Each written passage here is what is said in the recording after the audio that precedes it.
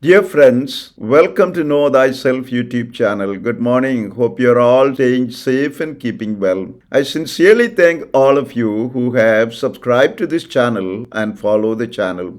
If you find the contents of the videos uploaded in this channel useful, please subscribe to this channel and click the notification or the bell icon so that you can be notified when a video is uploaded. Kindly share the videos with others or on the internet. In the last 5 episodes of Know Your Mind segment, we spoke about Freudian structure of the human psyche, clarifying its constituents, their nature, characteristics, working together, and practical benefits of the Freudian model for our holistic living. In this episode, we begin our analysis of Jungian model of the human psyche, which contains concepts such as the ego, persona, personal unconscious, collective unconscious, complexes, animus and anima, shadow, archetypes, individuation, and the self. In this episode, we speak about the ego that belongs to the realm of the conscious world. Unlike Freud, who understood the ego in terms of psychic functions such as judgment, reality testing, control, planning, defense, synthesis of information, intellectual functioning, and memory, Jung understood the ego as a complex reality that constitutes the center of the field of consciousness, wherein resides our conscious awareness of existing and continuing sense of personal identity. Jung sometimes referred to the ego as commander-in-chief, and it serves as the command headquarters that facilitates organizing our sensations, thoughts, feelings, and intuitions, besides regulating access to memories that are not repressed or suppressed. Thus, the ego is the I, the self-conscious faculty, and the bearer of individuality and personality. It separates out what is real, helps us to organize our thoughts and make sense of them, besides making us understand the external world around us and the psychic world within us. Thus, the ego is that part of the human psyche that stands in between and connects the outer world, referred to as the collective conscious, and the inner world, denoted as the unconscious, encompassing both personal or biographical and collective or archetypal aspects.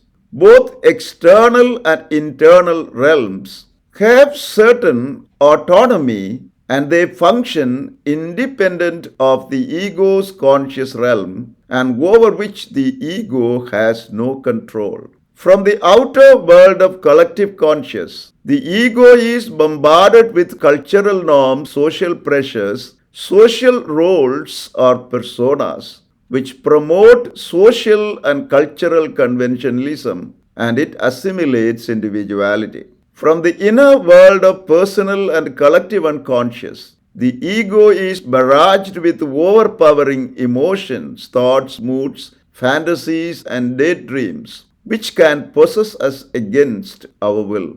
The attitudes of extroversion and introversion, and how the ego develops and uses its functions of sensation, thinking, feeling, and intuition, determines the way the ego helps an individual to relate to the outer world and the inner world, respectively. An extroverted individual is oriented towards the outer world, while an introverted individual is adapted primarily to the inner world. Besides, in any given individual, one or more of these functions of the ego, namely sensation, thinking, feeling, and intuition, are more developed than other functions, depending on greater or lesser use of any given function. Thus, the level of ego's attitudes of extroversion and introversion, in conjunction with less or more developed ego functions, provide the ego with diverse possibilities of perceiving both the outer and the inner worlds and relating to them. Speaking further on the four functions of the ego, sensation, thinking, feeling, and intuition, Jung says that these functions are four different fundamental ways in which the ego perceives, interprets, responds to, and copes with the inputs from the outer conscious world and the inner unconscious world. Though the ego makes use of these four ego functions at every stage of a person's growth, each function develops to its full extent at different stages as an individual grows into maturity. At the initial stage of a person's development, the ego function of sensation reaches its peak growth. During adolescence and early adulthood, the ego function of thinking develops to its peak. The full growth of the ego function of feeling is achieved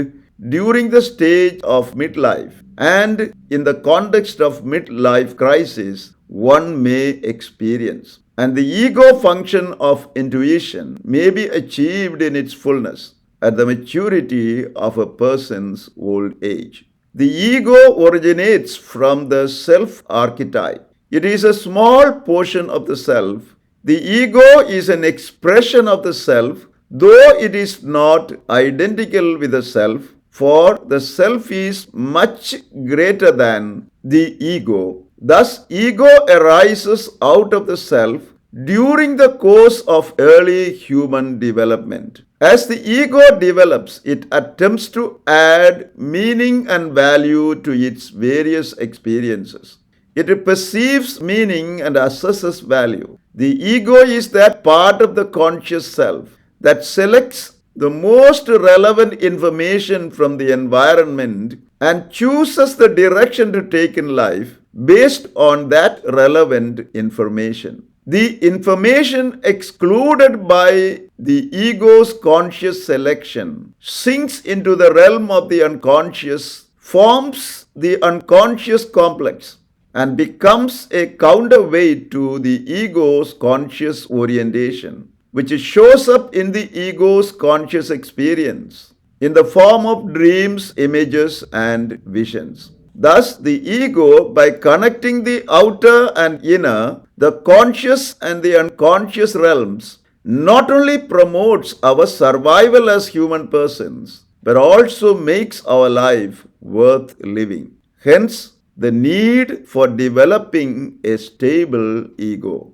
Since ego is the center of consciousness, that is, what we know about ourselves, any self-transformation can only be brought about by a well-established and stable ego, for it is capable of working in conjunction with those forces from the outer conscious world and the inner unconscious world that are beyond its control. If the ego is not well established and stable, the onslaught of diverse information we are bombarded with from the external conscious world and the moods, thoughts, and emotions from the inner unconscious world can take over and control us so as to make us lose our life's balance. In order to withstand the above described attack on our everyday life, we must build up strong ego boundaries that would serve as our ego stimulus barrier.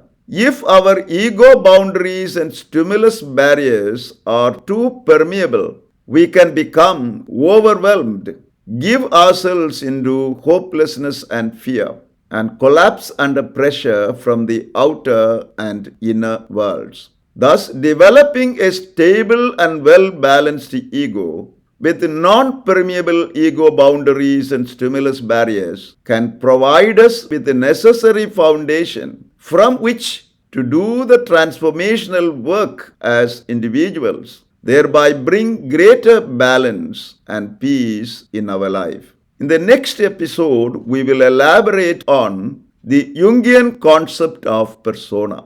Thank you for watching this video. Stay blessed until we see you again with another video.